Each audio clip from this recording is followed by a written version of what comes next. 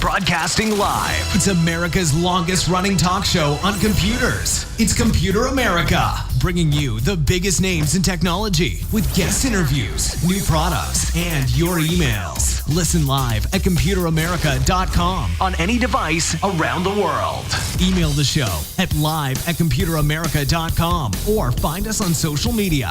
Be sure to check out our website for contests, giveaways, show notes, live video stream, podcasts, and more. You're listening to Computer America. Hello and welcome into the Computer America Show. We are the nation's longest running, nationally syndicated radio talk show on computers and technology. Thank you for joining us. I'm your host, Ben Crossman, and I hope all of you are having a fantastic Friday, because today on the program, we of course have the one of our favorite correspondents, Mr. Nathan Evans from Popzara magazine. So if you've never been a part of one of these shows, it's a great opportunity to just kind of talk in general, everything from video games, movies, recent news, events, gadgets. It's a pretty good smattering, just like the topics over at popzara.com. So really looking forward to today's conversation. And again, I hope all of you are having a great day. A couple of things before we get started, including computeramerica.com. That's where you'll find everything from the show notes. So if we mention any articles, any video games, anything and everything will be available in one place for you to go check it out.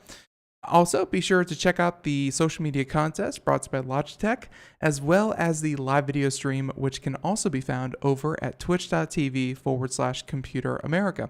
There's also a chat room there if you'd like to chat with anyone or even myself, talk about anything that we talk about here on the program that is relevant, then more power to you. All right. I think all of that being said, let's just go ahead, bring on our guest, and get to some of these news stories. So, as I said before, Popzara magazine prides itself on being a great place for reviews of everything from video games, computer parts, to movies and other forms of media. Really love having them on the show, and really appreciate that Nathan Evans is here to join us.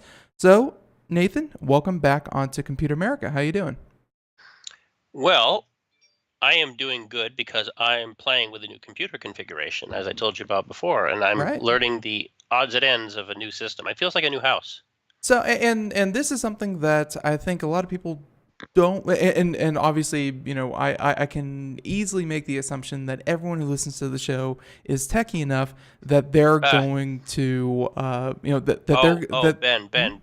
you do yourself no services. What about all those women that just love to listen to the velvety softness of your your microphone enhanced voice? Yeah, I know. I have all the settings perfectly. I actually sound like a chipmunk, but no, but what I meant was all the people who buy a computer and then upgrade to a new computer, how many of them actually do what you did, which is essentially hermit crab yourself into a new rig? You've kept what was good, you've kept your hermit crab self, and then you found a new, comfortable, a little bit bigger home. And I guess just talk about that experience, if you wouldn't mind, real quick. I mean, sure. Obviously AMD is having you review some stuff and talk about the switch from an old to a new. I will say this. So thank you. So I can say this on the show. So I just want to thank our friends over at AMD who've been very gracious the past few years of supporting. AMD are a very small company. Well, not a small company, but in the scheme of things, you've come a long way, baby. They're number two, but they're a distant two. But it's like they're two in a market of two. It's like it's pretty much an AMD, excuse me, an Intel. I gotta say it like that. Sorry, Intel AMD world. Yeah. But I will say this: the truth is, we like both companies, and my last computer was an Intel, and I love Intel. But the fact is that competition's good, and AMD was on the last gasps of respectability, and there were times when you can go into a Micro Center or wherever, and the available supply was lacking. It was old and decrepit. You know, it was like going into the Dollar Tree and seeing what books they have. It wasn't fun. It's like, wow, look at that. Grandpa's dead. What next?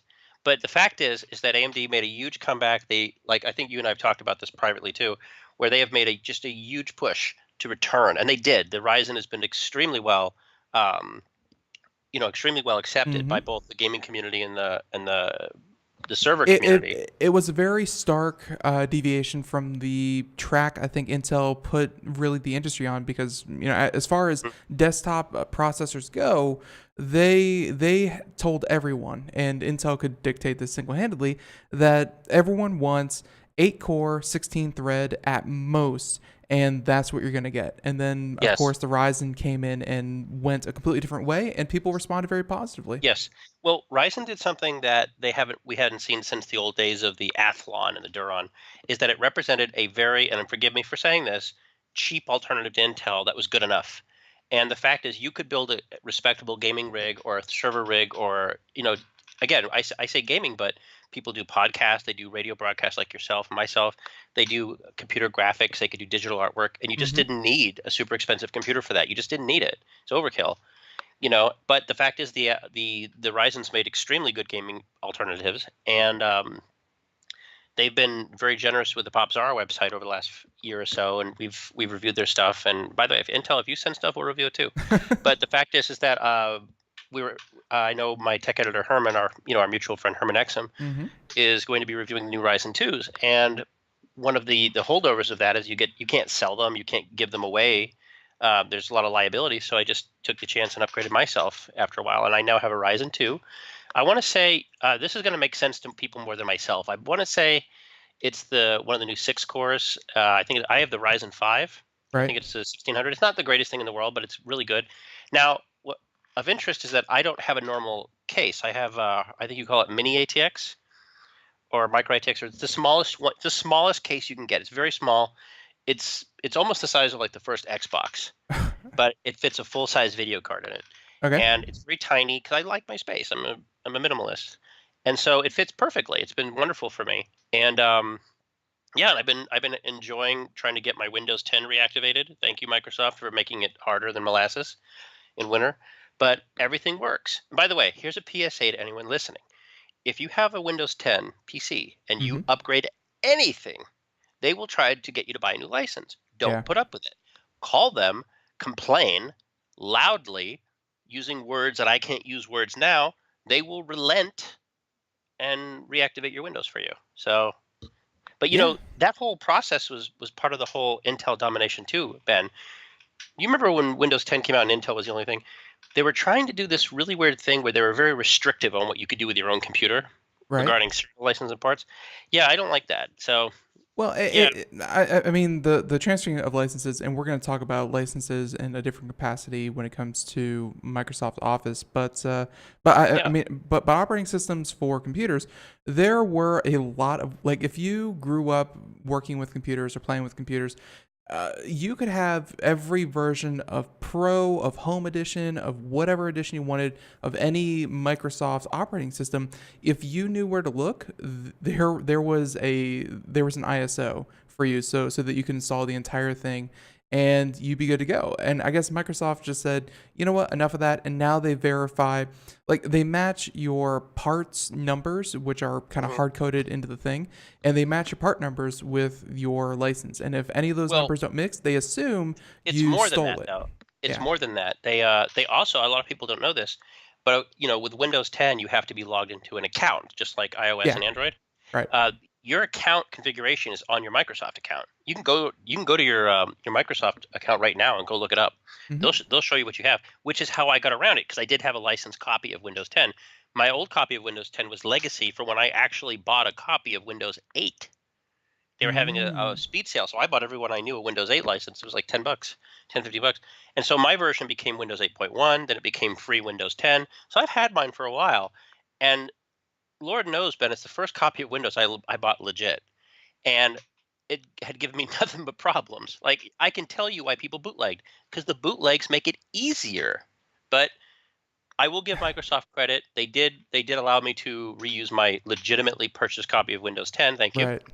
So, and now I'm on a nice computer that's running very well, and I'm very happy with it so far. That's it's obviously great to hear. And obviously your needs are going to be more on the production side of podcasts and things like that. And games. I can play games. I got a 4 gig card. You think? Well, hey, my computer played Far Cry 5 at 1440p on my AOC 1440p monitor at a respectable 50 frames a second. That's not bad. If I put that baby down to 1080p, smooth as butter. Smooth as butter. So yeah, I'm living the 2014 style gaming. Hey, you know what? And trust me, I'm right there with you. As long as World of Warcraft has enough frames, I'm happy. World of Warcraft. Way to benchmark. Hey, do you benchmark Half-Life too? Yeah. I don't mean Half-Life 2. I mean Half-Life, the original Half-Life. No. Also, Time Crisis, like the 1994 title. It's great. I love when people use those old games as benchmarks. It's like, come on. I was able to get 16,000 frames. This thing runs great, and it's like, okay. You play? No, I just like the benchmarks. Yeah. Right. My benchmarks are bigger than yours. Absolutely. So we're looking forward to those reviews because obviously the Ryzen 2 series, highly anticipated, but also, and there was some news that I guess we can touch on. We don't have it in the kind of topics we have lined up, but it's something that you mentioned that a while ago. AMD was very non-competitive. There's no way around it. That's just what it was. But AMD, they've been working hard at it. I think they've regained a lot of favor with the gaming community in particular. Can I say something though? Sure. Add to that, the timing was serendipitous because the rise of Ryzen, get it, correlated with the rise of what would you call them? Mining machines. Mm-hmm. When it was literally impossible to get a decent graphics card anywhere because the Bitcoin revolution came. And I would say that the biggest beneficiary of that, of course, was a company that could provide you with extremely efficient server processors. Right. And you just couldn't do that with Intel. You couldn't do it. If you're talking about marginal gains, you're not going to be spending an extra $100 on an Intel board that you do not need, or an Intel 6-core, 7-core that you don't need when AMD can provide the same thing at a fraction of the cost. So I think that was very beneficial. That really helped them out too. Right. No, and I never really put those two together. Obviously, when it came to graphics cards, the Bitcoin mining rush, it made even the cheapest graphics cards, even graphics cards that were maybe $100, those were selling for $200. It made $600 graphics cards sell for $10,000. $10,000. I'm not joking. I have a picture of this. We put a picture on Twitter about this, where Micro Center was charging $10,000. For video card. Supply and demand. It's crazy. But hey, those prices are coming back down. We have a regular price, not even cheaper, just regular price graphics cards once again. But my point with all this was AMD, they made an announcement, and I'm not sure if you follow do you know the importance of die? No. Dies when it comes to processors. So AMD and Intel have been operating on the 14 or 12 or 14 nanometer chip size when it comes to processors?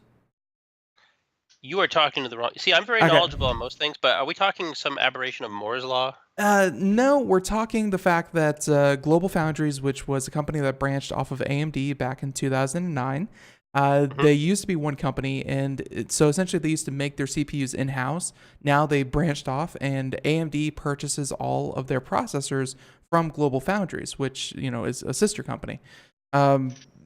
Global Foundries 3 days ago mentioned that after the Zen 2 and after the Navi GPUs, Global Foundries would no longer be seeking next-gen chips. So that means the 7 nanometer, the 10 nanometer processors, essentially the future of processors, they're bowing out completely, and they're going to leave it to companies such as TSMC and Samsung. So they're saying we don't have the money, we don't have the capital to really compete for the future of processing. We're going to hold back and just produce what we know how to make, which is the current gen. Obviously, it's only tangentially related to what we were talking about, but I thought it was interesting that AMD says we know what we're good at. We're going to do what we can, and then in the future, we're just gonna have to bite the bullet, and we're just gonna have to license someone else's technology in our processors. Sure, but that's not unusual though. I mean, you're talking about what essentially amounts to a supplier, right? Yeah, pretty much. When if you look at what's happening in screens when it comes to mobile devices and tablets and everything, you saw like a sort of regression of the supplier pool, where you had companies that used to be dominant, well, still dominant, like Samsung, Sharp, and was it LG? Yeah. They're consolidating, going out, or selling off their stock to other companies. And the result is that you're sort of having an homogenization. You're having I don't want to say monopoly, but you're having marginal growth of monopolies like Samsung and Sharp. But at the same point, though, they're able to diversify and make better product. So I don't know. Maybe if there's just not a need for the microprocessors right now, maybe a lessening of the community would result in better technology instead of legacy hardware. Yeah, I think there's a need. It's just that AMD is admitting that they don't. Well, and mainly it's their primary investor, who's a gentleman from the United Arab Emirates. Essentially, he said, I'm tired of losing money, start making a profit, and stop spending so much on research and development. And so AMD won't be as cutting edge as Intel, who has a lot of capital to move around as compared to AMD. It's just that AMD is in a pretty good spot right now. I think that they're going to squeeze as much juice as they can out of their current gen chips. It's just they're quickly heading into a position again where they're going to be like the budget chip compared to other manufacturers out there. So not that I give stock advice here, and if I do, you should never listen to it. But the future of AMD is looking, they may turn a profit, which may be good for stock prices, but as far as research and development, as a technologist, they're not looking too hot in that area. So I don't know. We'll see. I mean, you're right. I mean, I think you can't take a key component maker out and expect not to have ripples. But the thing is, who will rush in the vacuum to replace them? Samsung and TSMC, who already own a majority of the mobile phone processors. So exactly. They're you said monopolistic, kind of, but I tiptoed around the word a little bit because, but it's getting real close. More of the market is getting consolidated to a few players. Absolutely. Funny, though? When monopolies take over, one of two things happen. One, you see like a Cambrian explosion of technology and innovation. That's what usually happens first with monopolies. Then you see nothing. You see stagnancy, and so. When you look at the rise of like 4K TVs, like we have talked about this, 4K TVs have exploded like no other TV technology I've ever seen. Like I was wrong about this. The adoption rate for 4K televisions has been 20 times faster than 1080p. Just you can go to the store right now and buy a decent 4K TV for like $200. Yeah. It's amazing. That's because of consolidation of technology. And when it gets to the point where the consolidation of technology no longer applies, the question is, will we see a improvement over 4K in the way we did with 1080p anytime soon? And that all depends on the competition level. And you know what I mean? So we'll see what happens. Look, I'll be honest with you. I wish I was more knowledgeable about microprocessors and chip suppliers. Yeah. But if I'm just applying that to what happens in the other, tangentially related fields like screens and processors in general. Right. I mean, you see Apple makes their own processor now, right? They don't third party it anymore. Company that used to deal a lot with Intel makes their own. So we'll see what happens. And honestly, like the supply chain, like you mentioned, and just patents in general, I think that's one of the most fascinating parts of tech, because you have companies that are honestly not really in the public eye anymore. I'm trying to think. I think it was like Nokia, who was recently sold to like a Swedish company. No, that was Microsoft. Microsoft spun them off, sold their patents to a Swedish company or something like that to make new phones. Like that's why they have like the new Nokia phones, which are made under their own organization. Microsoft sold them off, but they have so many patents that they never have to sell a phone, but they're going to make money simply because other people are using their patents. The tech industry is very curious when it comes to winners and losers. It's not just whose brand you see on the shelf, but who owns the technology behind it, and that's really a winner. So actually, speaking of, I guess a lot of dominance, and admittedly, iOS as compared to Android not as dominant as it once was, but that's my very loose attempt to switch on over to Apple. And Apple and the iPhones, and in about 2 weeks, we would have obviously a lot more to talk about, but we can kind of, make some assumptions here and do some soothsaying, whatever. Yeah.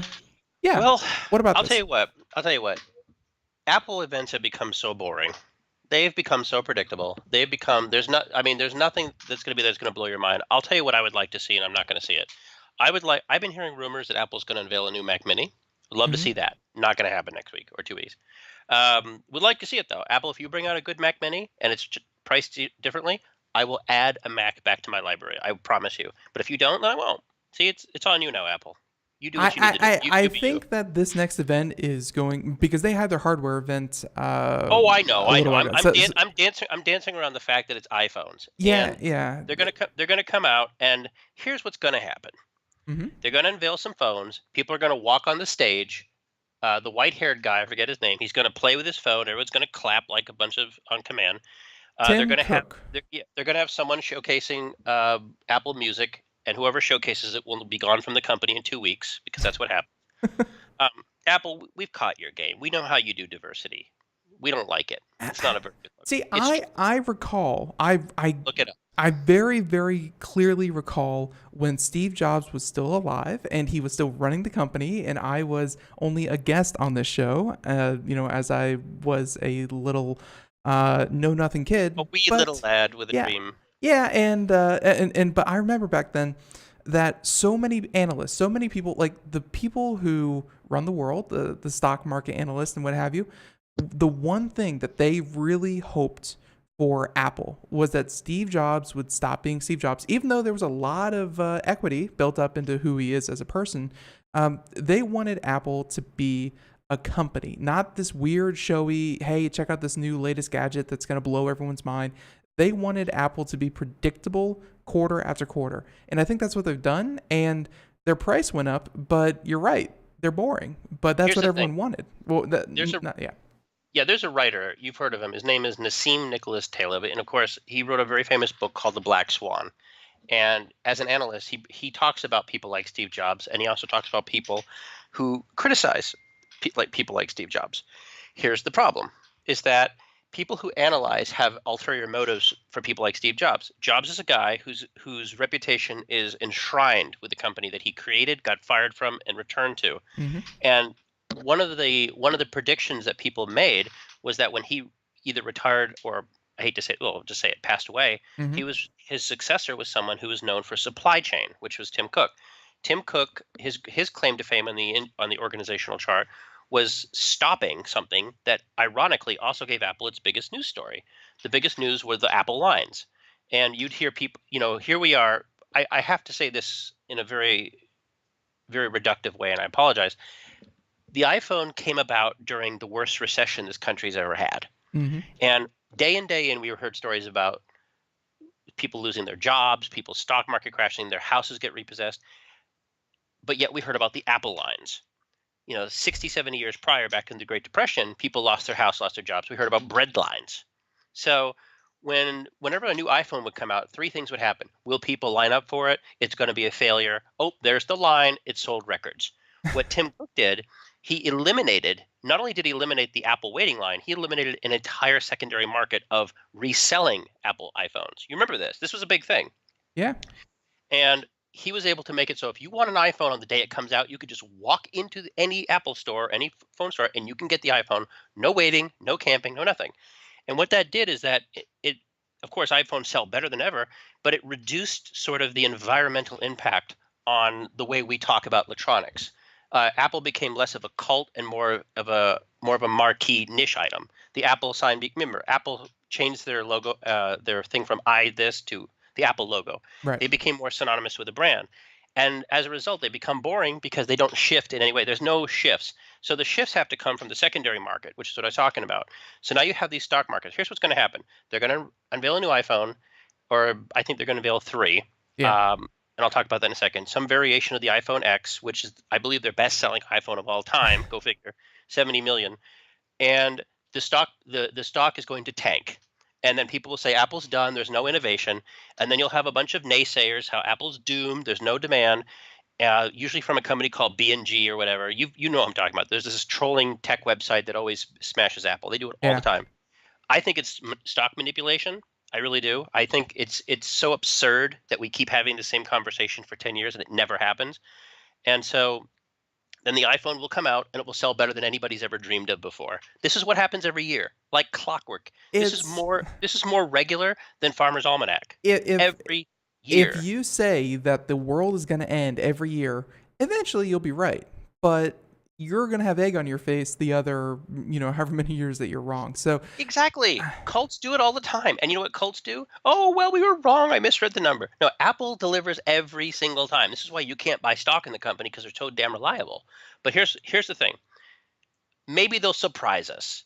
Like I said, because they're a boring company, they're not going to whiz bang us. They're not going to show us any exciting thing. That's for Microsoft to do. That's for Google to do. Google and Microsoft are going to show off betas of products that probably will never come out, but they're fun to look at, because deep down inside, the people that report on tech are not adequately trained to talk about money. They want to talk about tech. They want to talk about touchable screens, foldable this. And when they don't see the toys, then they get disappointed. And because they get disappointed, that flows to the readers. But the average person doesn't care. They buy the iPhone because they're stuck in the market. But I'll tell you this. I hope one of these phones, I hope the rumor's true, is that they're finally going to introduce a successor to the iPhone SE, which of course was their, I don't want to say low price, but their lower priced iPhone. And for the SE, and everyone, so for the SE that you don't recall, I believe it was made out of plastic instead of, it was made out of aluminum instead of the stainless steel. It was basically an iPhone 6, give or take. Basically, like it was made out of aluminum instead of stainless steel. It had a lower resolution screen, but that's okay. It's not a really good screen. Essentially, yes. No, it has a smaller size. And it's smaller, right? It was like a step down from, like, in every little regard, but it was like a little step down, so more affordable than all the other phones, and it sold very, very well. Very well. And here's the thing, though, is like when I show people my iPhone SE. My iPhone SE runs better than almost every single Android phone on the market. Like, that's not a Galaxy or like an LG. And the reason being is because Apple doesn't make crappy phones. Right. The iPhone SE is essentially a culmination of 2005, 2016 era iPhone technology repackaged. Like my PC, it's repackaged into the frame of an iPhone 5. And so they can sell this phone, and you're not getting a phone that was skimped on to be cheap. You're just getting parts that were already developed. So you're getting like a Lexus. You're getting like a 2012 Lexus in 2016. It's still a Lexus, but it's like a Lexus for $150. The other day I was heading home and I was driving down the road and I got behind a car. It was the latest Corvette. Like, I don't know who bought one, but it was the Corvette that they just released.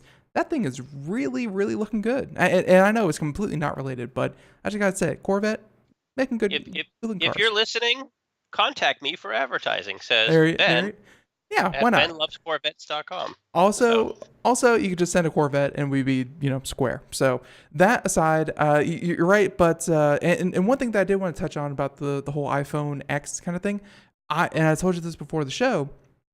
I thought the iPhone X, iPhone 10, which is what it should be called. So the iPhone 10 was the 10th anniversary edition of the iPhone. They went a little experimental with it. They added these weird little screen ears to it. They put a better camera, blah, blah, blah. Essentially, I thought it was like a one-off thing. I thought it was going to be a collector's edition.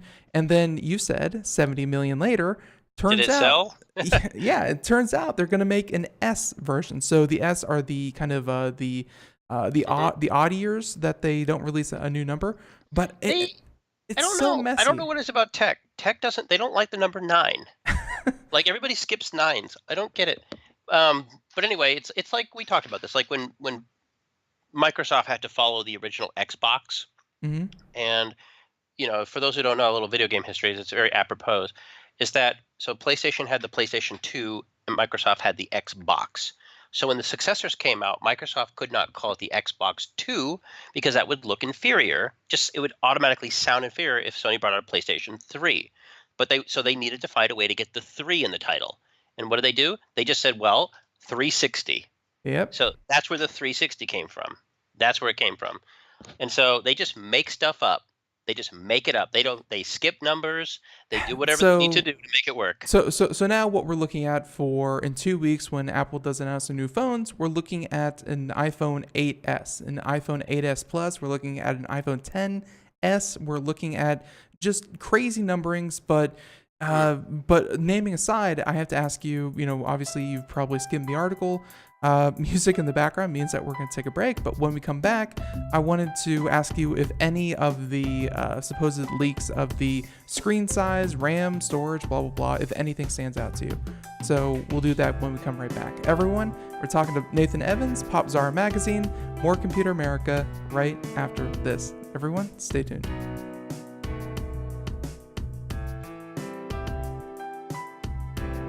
Greece is cheap. But the airfare costs a fortune. Paris? Not much closer, and again, airfare... What about Puerto Vallarta? Let's face it, flying anywhere is just too expensive. Wait, what's this? Low-cost airlines. With one call to low-cost airlines, you'll drastically slash your travel costs. We're talking insanely low airline prices to any of your favorite destinations. Where would you like to go? London, Rome, Costa Rica, Australia? Wow, that's cheap. So why wait? Call now to learn how crazy cheap it is to fly anywhere in the U.S. or international. Our prices are so low, we can't publish them. The only way to get them is to call to instantly hear the most amazing best deals on airline travel. It's that easy. So call now and start packing. 800-215-4461. 800-215-4461. 800-215-4461. That's 800-215-4461. We are all Brother Wolf. 10 years ago, a group of locals banded together to create positive change. We took animals into our homes, held adoption events at local retailers, and talked to the community about our mission to help build a no-kill Asheville. A decade later, we have achieved so many victories for animals in need. There's been so much progress, yet there's still so much to do. As part of our year-long celebration, we encourage you to become a member of our special Compassionate Circle program. With a monthly donation of $10 or more, you will have behind-the-scenes access to the work we are doing at Brother Wolf. Our goal is to reach 1,000 members because we receive no government funding. Working together, we can help build and sustain no-kill communities. Learn more at compassionatecircle.bwar.org. We are a 501c3 tax-deductible organization.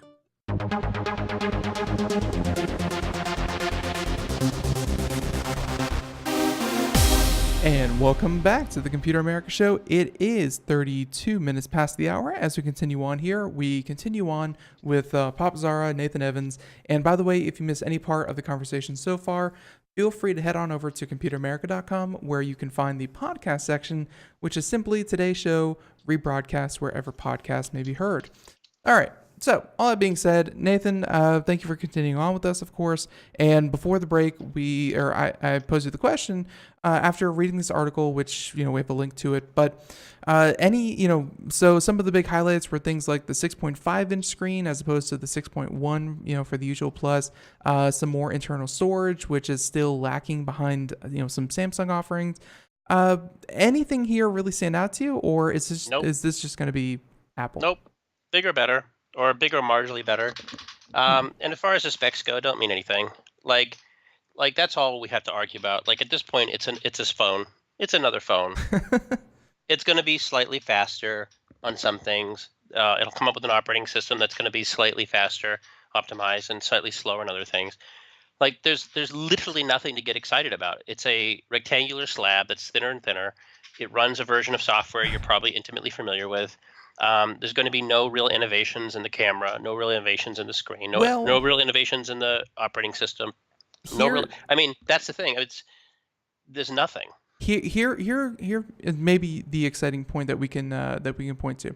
So when the iPhone 10 came out, the iPhone X, they were the first phone that baseline came in at $999, which is essentially $1,000. They were the first smartphone to breach that mental barrier of $1,000. And then the Samsung Galaxy, I don't know, 8S or whatever the heck they call themselves, Samsung Galaxy Note, like their biggest and best phone, that phone baseline started at $1,200, $1,199. And now my question to you, now that no company is afraid to overprice their phone anymore, and that the shape of the world, I know where you're going with how this. much? Here's the thing. A year ago, $1,000 iPhone was a scandal, right? It was a scandal. And then when the iPhone X was revealed, it wasn't $1,000. When the last Galaxy phone was revealed, it was $1,000, and nobody talked about it. It's because one of the disreputable things, the way it goes, is that when people talk about these phones, the word Samsung phone and scandal don't really go well together. It doesn't get a lot of headlines. Except when they blow up. But yeah, go ahead. Not even that. That was the thing. iPhones blew up too, but not the way Samsung. It was Samsung's reaction to it. But the fact of the matter is that when scandal comes, it only really hits Apple because it gathers more hits, and people love to talk about it. Not necessarily because people want to see Apple the scandal, but because they know that SEO programming and search engine optimization, when people search for Apple, by including Apple in the tagline, it gets to your page. Samsung doesn't. It's a branding thing. It has nothing to do with the phone. So that's why every little piddly problem, every little typo, every little issue that plagues every company out there seems to affect Apple more. It doesn't. It just gets reported more. So when it comes to the price thing, people will buy whatever they want.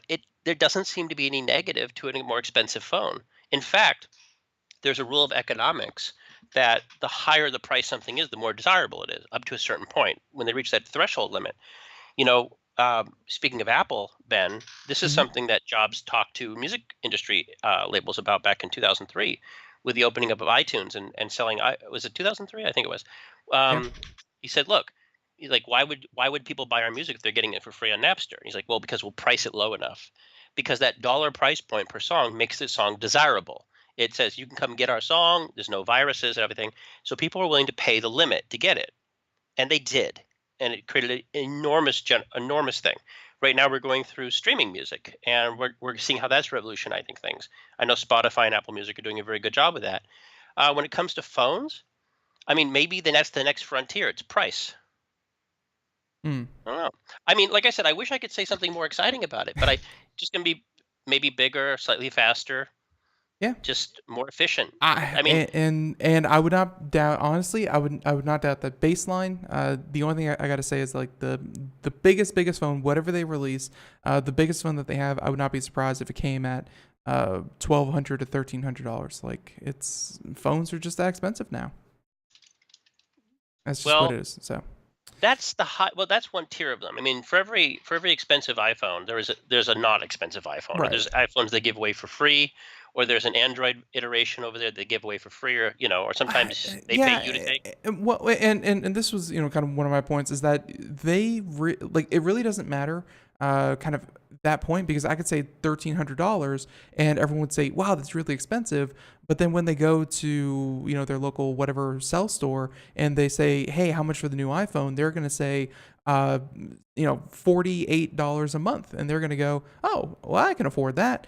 And turns out it's a 2 to 3 year contract and they're really going to be paying, $1,600. Like the price is so hidden to Americans because we don't buy our phones outright. But, that's a whole nother argument I have. Hey, let's go ahead and skip on over to some of our other articles here. And I'll give you two. I'll let you choose because I really like both. DC Universe, we can bag on DC for a little bit. Or we can talk about Tencent, which is a huge gaming company and by all rights only getting bigger. So I'll let you choose. Well, let's talk about Tencent because for those who don't know, Tencent has been on the rise by releasing a steady string of free-to-play mobile app version, free-to-play web browser-style games. I've met with the Tencent people many times before at trade shows, and they're very super hyperactive. I've always felt there was a lot of chemical encouragement going on there. You haven't lived till you've seen Tencent people try to stage dive at E3. It's true, it happens. Huh. But the fact of the matter is they're a company on the rise. And if you open up your iPhone or Android phone, you're probably going to see lots of Tencent stuff. So the story you're referencing is that Tencent is now going to work with Square Enix. Now, this is different than the rumor that I heard. The rumor I heard was that they were trying to buy Square Enix. And I've also heard other rumors that another Chinese company, Alibaba, was thinking about buying Square Enix. Right. But so far, neither have happened. So this is what a weird thing for 2018, Nathan, to say to like 1997, Nathan, that the company that was Square would soon merge with their rival and then become a dominant publisher of European games, and then eventually maybe work with the Chinese publisher. It's very interesting to me. Square Enix used to be known for, of course, the Final Fantasy games, and then Dragon Quest. I think there's a new Dragon Quest coming out next week, by the way, 11. They also do Tomb Raider. They don't make it, but they produce it. I mean, they sell it. There's a lot of stuff they do. I believe Hitman series is one of them. So, but for them to align with a company like Tencent, I think is very interesting. I wish we knew more about what it would mean. I don't think it's a done deal yet, but I think they've introduced a statement of intent. So, yeah. But I think the biggest thing, of course, is that Tencent, owns a stake in Epic Games, which makes Fortnite. Yeah, they and as per the article, 40% of Epic Games, and that 40%, of course, they're gonna get a lot of money from the $2 billion that this year Fortnite is expected to make. Fortnite was one of those games, kind of like Minecraft. I knew about it, I heard about it. I never thought it would get to this point, and yet it's still growing. It's Fortnite is one of those crazy games, but Tencent has this ability because they came in, I think, after Fortnite had already started to rise. And then even beyond that, they also purchased into Riot Games, which is, Riot Games, League of Legends. They also own some in Activision Blizzard. And by the way, Activision Blizzard, when it comes to World of Warcraft, like as much as I hope that Americans still love it, the only reason, the movie itself made money or WoW itself makes money is that the Chinese still love it. Tencent has this ability to come into a game, see that it's doing well in other markets, and I don't know how much sway they have in the Chinese market, but the Chinese market is so big and so ready to just, especially free games, to throw money at Tencent that they'll pick up any game they want, market it to China, and make money hand over fist. It's a real knack that they have. But it's a very Chinese way of doing things. Like, if you look at the Chinese economy, which is booming, is based almost entirely on manufacturing and producing. It's not based on original content, original IPs, or what you would call what's the word I'm looking for? I'm sorry. They're not really, they're not really the creative, but they're very good at the productive side. They're very good at the production, and it's interesting because digital is not a production company. I mean, the most you can have server relations.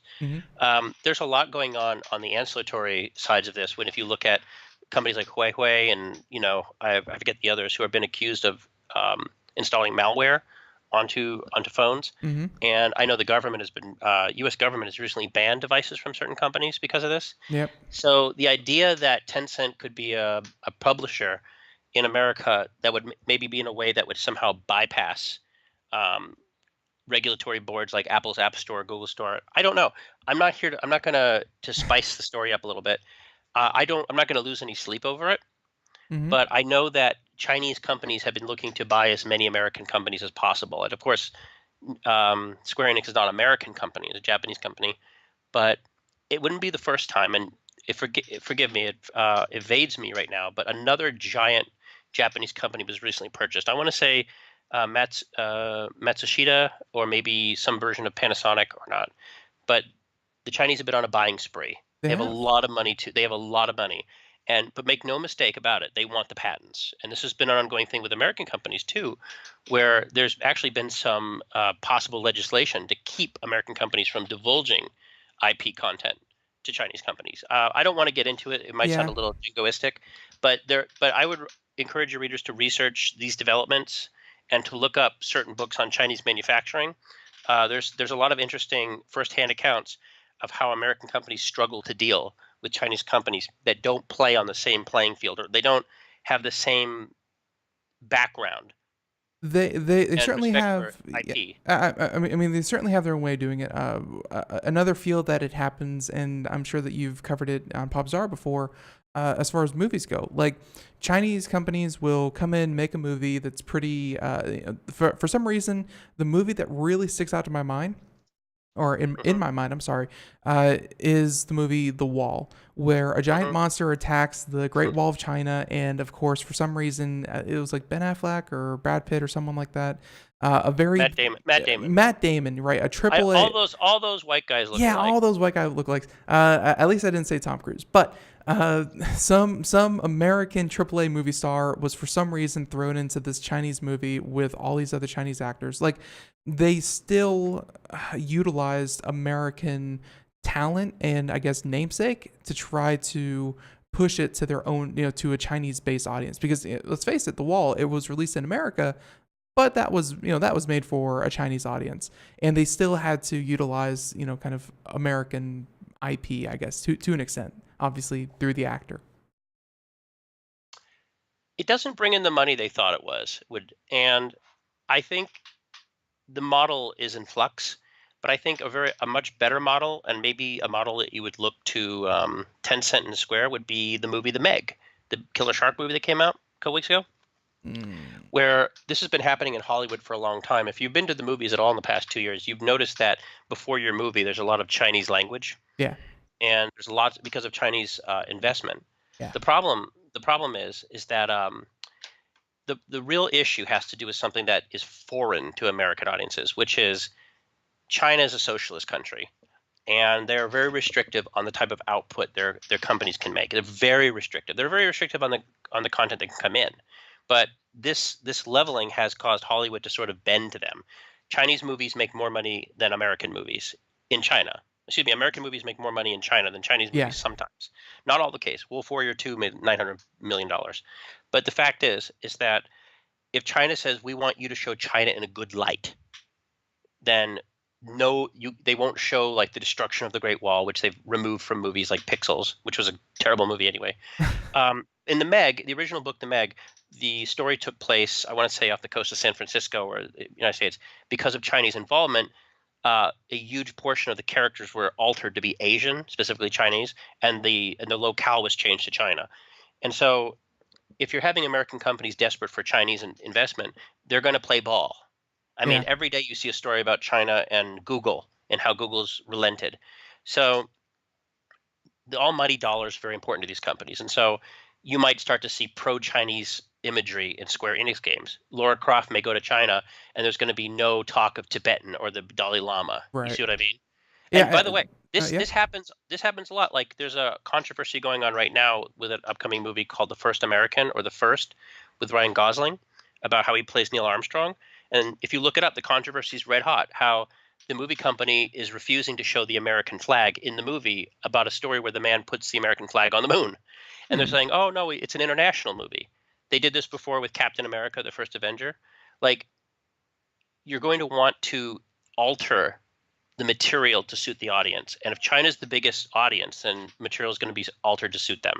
It's and really I did just want to touch on this because it's something that I'm noticing in video games and other media more and more. It's exactly what you're talking about, and it's strange, obviously, being Computer America and growing up in America, where America was the market everyone pandered to, and now it's starting to shift. Now it's hey, we have to care about other people. It's crazy. It's gosh darn it un-American, but hey, what are you gonna do? So it's true though. It is true how things change. Although I think that if we took it to a vote, and by vote I mean dollars, I think people would be okay with American flags and a character called Captain America as opposed to, Captain, right. or as opposed to no flags. I think at the end of the day, people appreciate authenticity and the real thing, even at the expense of them being a little insulted. Right. So let's go ahead and swap over. So it's not Captain America. In fact, it's the polar opposite. Let's talk about DC Universe. I think this conversation might last us the rest of the show, but I'm okay with that. And DC Universe. So talk about DC Universe.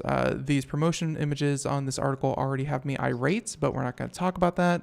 Talk about DC Universe because everyone loves Marvel Universe. It's a billion dollar It's a lot of money. enterprise, and DC just it has the same potential, but nowhere near the actual realization. I think it's short. I think what you just said shortchanges DC a little bit, though. I mean, DC has been more successful on TV than Marvel. Marvel, with the exception of the Netflix films, Netflix shows have struggled on TV. In fact, Marvel shows typically are disasters on TV.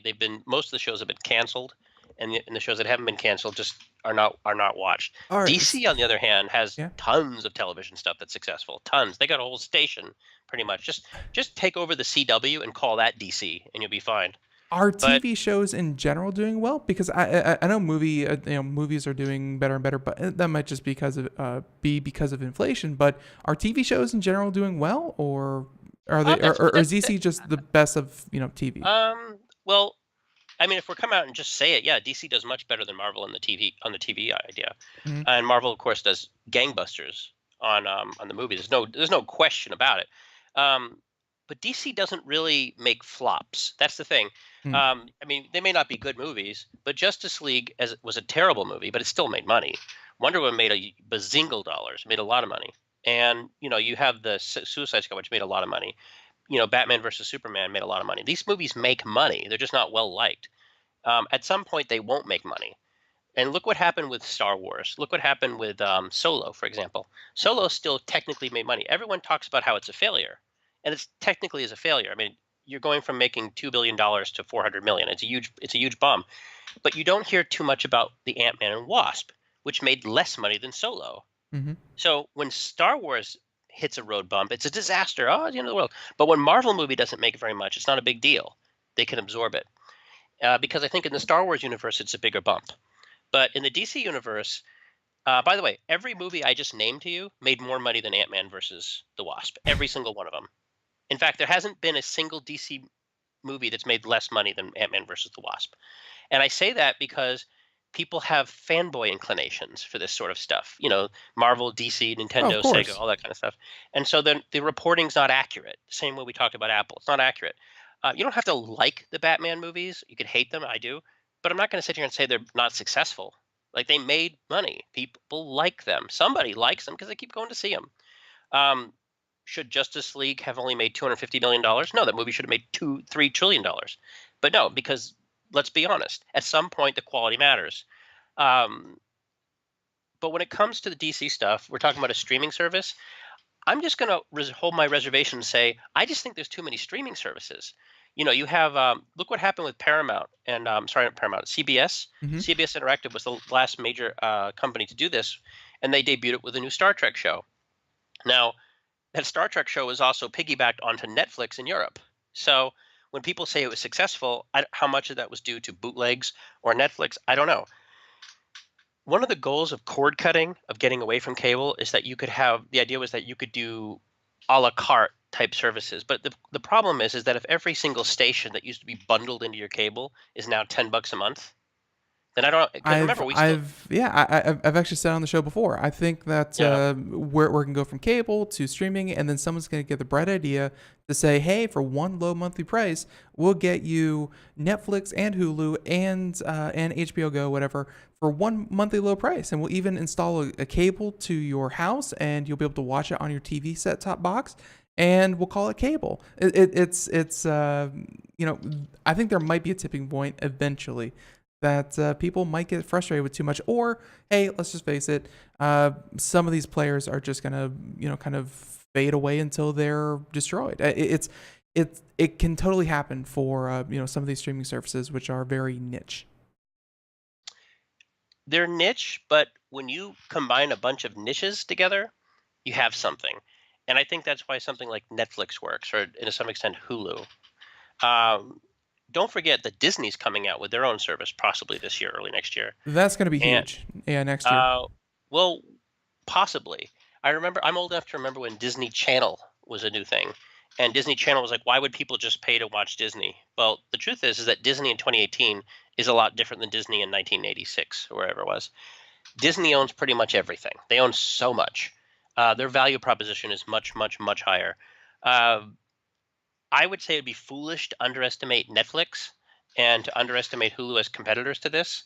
But at the same point, when we're looking at Warner Brothers, the idea that Warner Brothers will survive because they have all these icons is not enough. The icons need to be matched with content. And so I know we never really got into the meat and potatoes of the story and talking what's going to be there. But the fact of the matter is that when it launches, it will have a lot of stuff. And I know the only show that I would pretty much watch is Batman the Animated Series, but I think you can watch that on Netflix right now. No, not good, great. One of the best shows. Yeah, no, So, I watched it when it was first run. That was a very different kind of cartoon to sit down and watch for sure. But no, I will say this. Final thoughts. DC also kicks butt on the home video market. Like, they make their direct-to-animated movies like Batman, and their movies tend to be rated R or unrated. They tend to be full of swears and violent content. And they can take a character like Batman and have him be a ninja, or they could have him take place in Victorian England or Victorian times. Marvel's not going to take any of those chances. Disney is not a chance taker. It's not going to happen. Not going to happen. So Marvel is in the they're in an advantageous situation, Ben, where they can afford to experiment a little bit more. They seem as mediocre as their movies are, at the end of the day, there's value in diversifying their own portfolio, at least from a content perspective.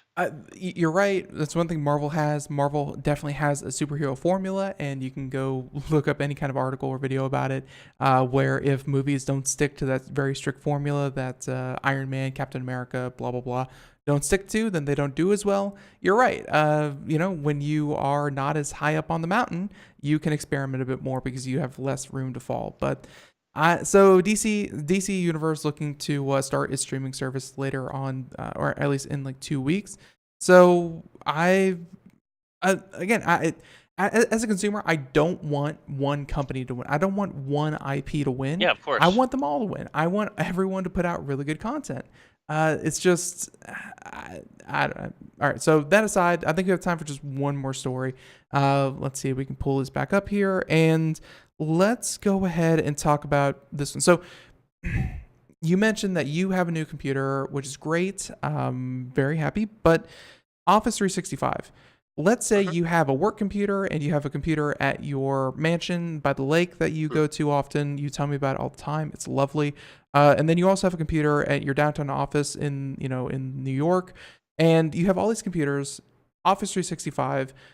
I think you could only register it to like 2 computers. Like you had like one desktop computer and maybe one laptop. That's all you could do. What's the story? I told you at the beginning with Windows is that they keep track of your Windows installations. Right. They do that with Office as well. It's part of the same thing. They before they limit you on the number of devices can be installed on. Here's the problem: is that as Office has expanded from Office 365 into a service, the problem is it's like Netflix. If you have Netflix, you can watch it on any damn device you want. You do not have to register a device. For those who don't know, if you have a PC or a Mac, you know about authorizing your iTunes. And then you have to deauthorize it from every machine. Right. It's a pain in the butt. So what Microsoft has done, they've taken a very what's the word I'm looking for? They've taken a very proletariat way of looking at this. And what that means is that they say, okay, if you buy this, you could do it on anything, but just 5 concurrently, not consecutively. And so here's the thing: Office is available on everything under the sun now. It's even available on Chromebooks, right? You can get Office on an Amazon Fire tablet. The problem, though, is that in order to use them, you have to have an account. On certain machines, on anything that's on a Windows PC or Mac, you need to install it. And so if you download Office on your iPhone or iPad or Android device, you have you need an Office license to use it. It's very hard to bootleg it like you can on the PC or Mac. Right. If you have a Chromebook, you can log in and do it now. So this is very good for them. This is Microsoft realizing that it's not a good idea to send your competition elsewhere. Because if you have a Chromebook, you don't need Office. You have Google. It's right there. It does everything. Is Word as good as Office? I mean, is Office Writer as good as Word? No. Is Google Sheets as good as Excel? No. Is it free? Yes. So this is Microsoft being very proactive acknowledging the way it works. It's kind of like, I'll tell you this.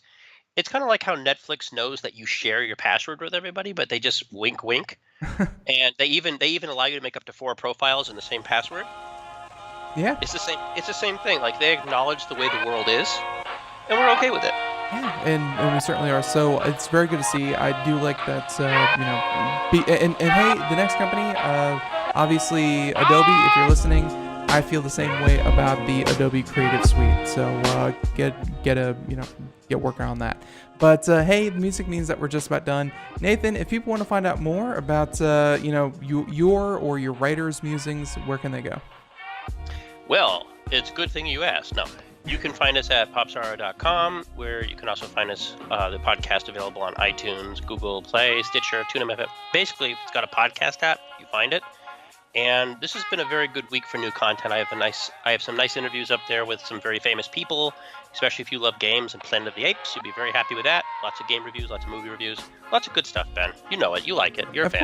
Of course I am. So very good to see. And everyone, again, links in the show notes if you're busy. But everyone, thank you so much for tuning in today. Nathan, thank you for coming on, of course. And hey, have a great weekend. Catch you here next time, Monday through Friday, 4 p.m. to 5 p.m. Eastern. All next week, we have a lot of great guests, a lot of great shows planned. So all next week, even Labor Day? No, Labor Day we have off. Hey, last 5 seconds of the show. I don't even run his show, and I know this schedule. Yeah, This. No show Monday. Everyone else, hey, catch you here next time. Bye, everyone. Have a good weekend. Bye. Go to beach.